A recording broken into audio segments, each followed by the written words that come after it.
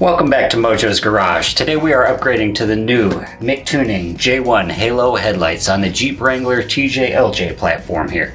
I'm going to show you how quick and easy these install, the different lighting modes, plus we're going to compare them to these old generic headlights I'm replacing. Inside the box we have the J1 headlights, adapter cables, and some lead wiring for the auxiliary functions. Since I've already tied into my turn signal leads, I won't be needing the adapters or extra wiring, but they are a nice addition if you need it. We'll disconnect the headlight plug and auxiliary lead wiring if installed.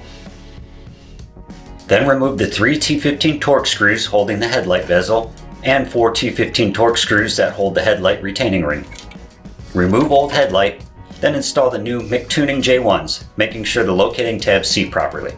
Replace the retaining ring and bezel, then reconnect the headlight plug and auxiliary leads for halo and turn functions. That's it. The J1s have a unique startup sequence and are a great upgrade with their Z-shaped beam pattern and anti-glare feature.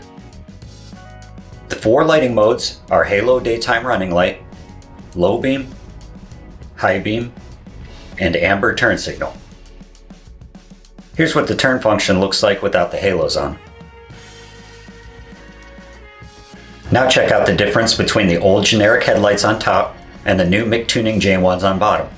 The generic headlights have a very poor floodlight pattern that is dangerous and distracting to oncoming traffic, but the Mictuning J1s have that nice Z-beam cutoff and concentrate all the light where you need it. These Mictuning headlights were an easy upgrade that will definitely make our on-road and off-road adventures safer.